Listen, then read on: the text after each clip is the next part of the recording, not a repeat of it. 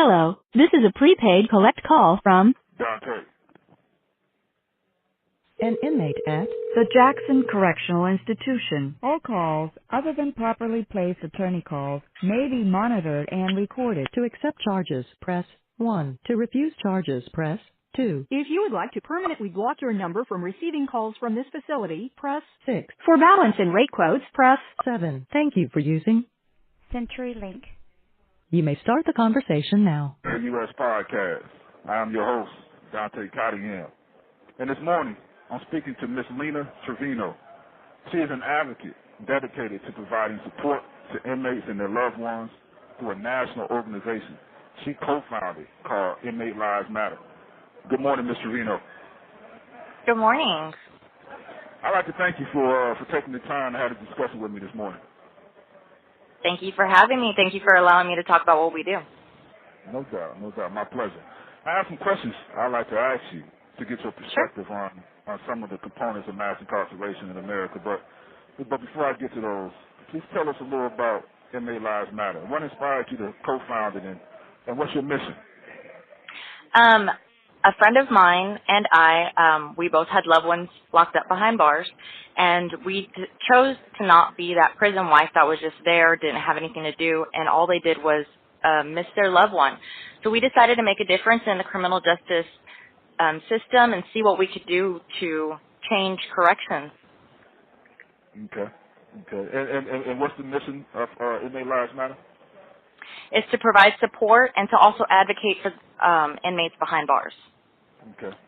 And it's my understanding that you have a couple of marches coming up, one in August and one in November. Tell us a little bit about that. Where are they taking place, and what are the marches specifically for? Millions for Prisoners March will be taking place in Washington, D.C., August the 19th, 2017, and that is something that has been in the works for well over a year. Now, there's also going to be local marches that will be taking place as well. My partner, Andrea Jones-Ford, she will be taking place at the one in Nebraska, and I'll be taking part in the one in Austin, Texas on August the 12th. And that one is to bring to light all of the issues that occur predominantly prison slavery. Okay.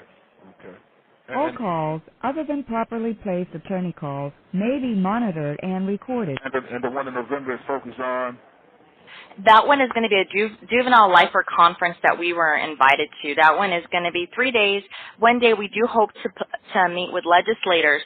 We're trying to push for House Bill 1274, which would provide juveniles that were sentenced to life the ability to parole out sooner than what they would typically be qualified for. Okay. And as I'm personally, I am a juvenile lifer myself.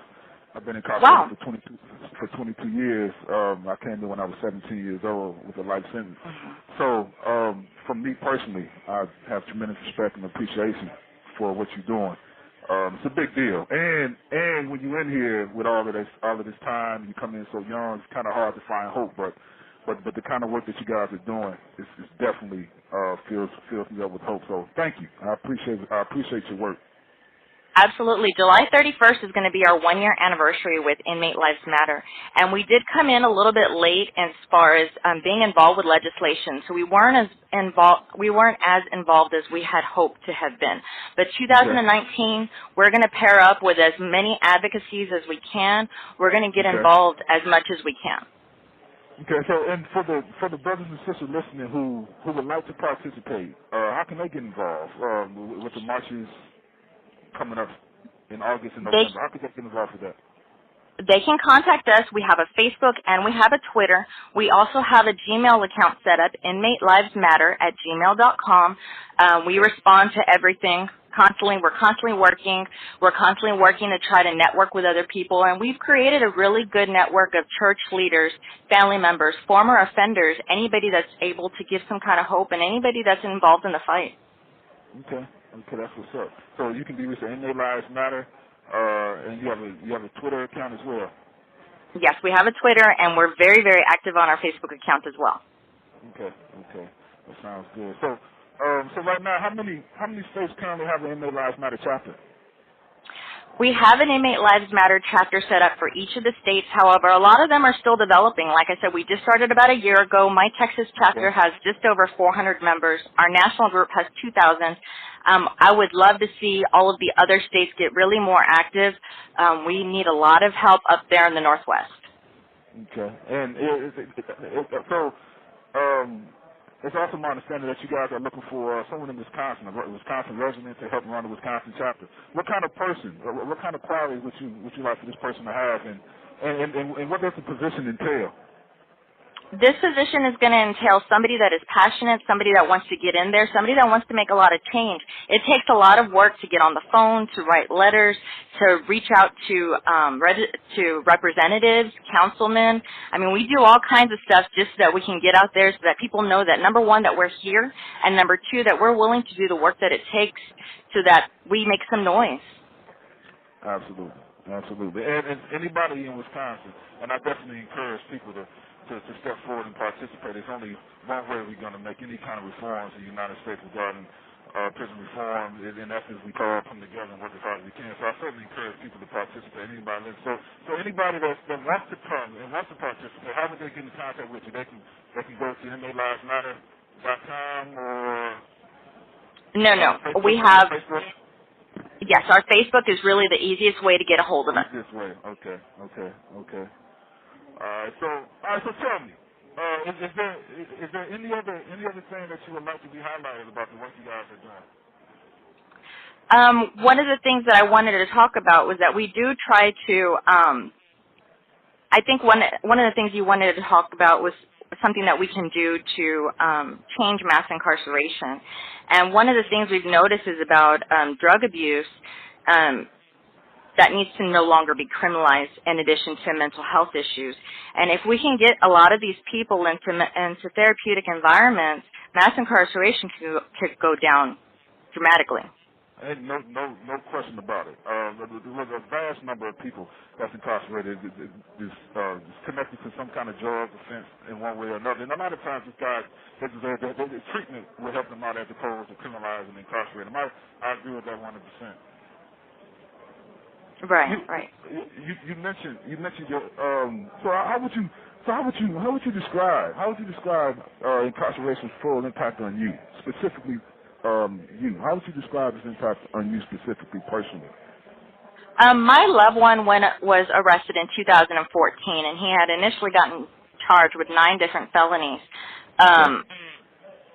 He only had money for a public defender. So, of course, I did all of the work that I could on my end to make sure that he was going in. He knew what his options were going to be. He did serve federal time, and he did serve state time. I got a lot of experience doing parole packets in Texas, so we do provide a lot of that information in our Texas group. He did just get approved for parole, so he'll be out August the 2nd. But after 9 felonies, federal and state, he's only serving a little over 2.5 years. Okay. Well, congratulations with the parole. That's a big deal. Thank you so much. And so it devastates families in a lot of different ways, and I appreciate you saying your story with us.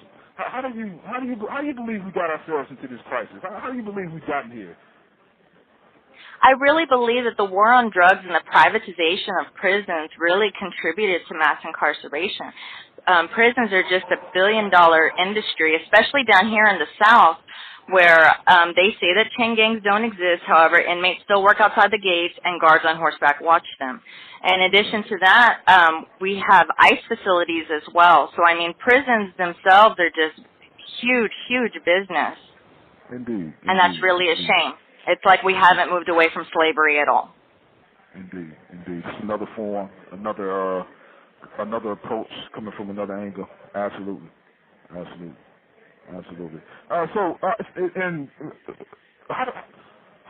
what do you think are the first steps to the solution in prison reform? Obviously it's a very complex, it's a big monster, it's a huge problem. But what do you believe are the first steps to prison reform in America? The first step is getting our lawmakers to understand that even though they committed crimes, they are still human.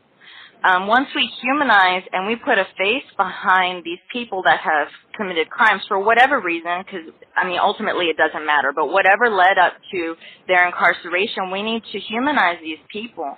I was just on the news about a month ago discussing the heat crisis in Texas prisons, because Texas prisons, with no AC, they get up to 125, 130 degrees behind those walls. Those types of things need to be brought out into the public. People need to understand that their tax dollars are not being wasted on an individual. It is not a privilege to live in air conditioning. It is an absolute right. I mean, animal shelters have air conditioning. Absolutely, absolutely. And so, what do you suggest for those that, for all of us that's listening? What do you suggest that we do to get them to pay attention, to get them to look a little further than their own experiences, and take a look at what's really going on, and how much the people incarcerated deserve to be treated in a humane kind of way? How do you suggest that we reach them? Because I believe, first of all, I believe this. I believe that no matter where you are with whatever you have, you're supposed to do whatever you can do to make a contribution. And so that's the philosophy behind me getting this started and doing what I can from here. So that's definitely my agenda in trying to bring all of our voices together to make one voice. So, but how do you suggest that we reach them? How do you suggest that people that's listening, what can they do?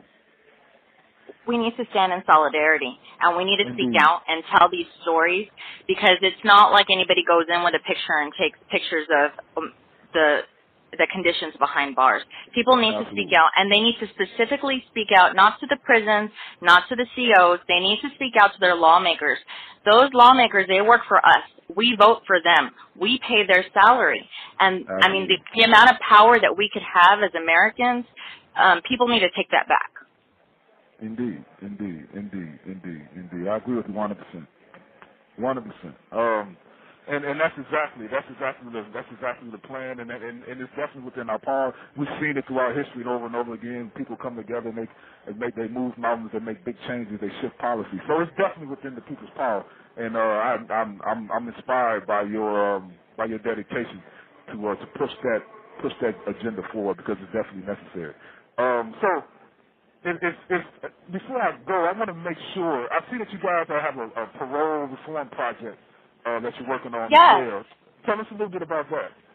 I'm so glad you asked about that, because I forgot to make a note about that. We partnered up with a group out of Ohio, and the plan is, and I believe you spoke with James recently, the plan is for us to get an inmate advocate on the parole board. Most parole boards have a victim's advocate on there. We'd like to have an inmate advocate on the parole board to kind of level the playing field, somebody to speak out for these inmates who have gone above and beyond, who aren't just there to serve their time. The ones that are there, who have, furthered their education, perhaps picked up a job trade.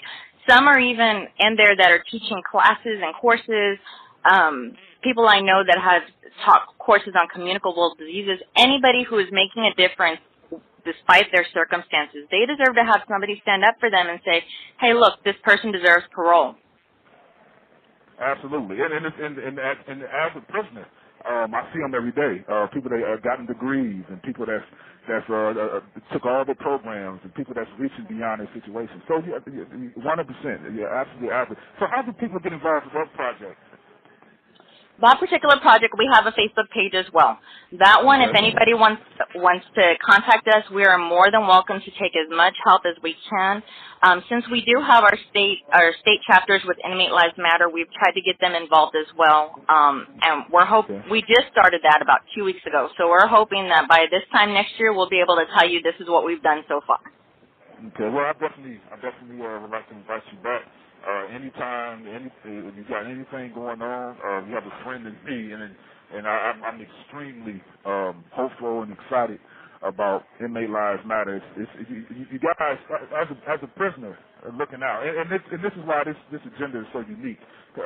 As a prisoner looking out, it can be a little hard to find hope sometimes in here. But when you pick up the newspaper and you read about organizations like yours, in a place where it can be so fun to find hope, you find it in organizations like yours. So I genuinely, deeply appreciate the work you're doing. I appreciate your passion. I can hear it in your voice. I can feel it through the phone. So thank you. Thank you for everything that you're doing.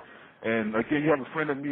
Whenever you have something new going on, please, I invite you back and we can have another discussion. Thank you so much. I appreciate that. So thank you again for taking the time this morning. It was my pleasure. And to our listeners, I'd like to invite you to go to the website, cottonhillsedge.com, and leave a comment. Tell me what you think I'm doing right. Tell me what you think I'm doing wrong. Tell me if you disagree or agree with the statement made. I want to hear from you. That is COTTINGHAMSEDGE.com. This is Dante signing off with the Incarcerate U.S. podcast, the place where all of our voices come together. The caller has hung up.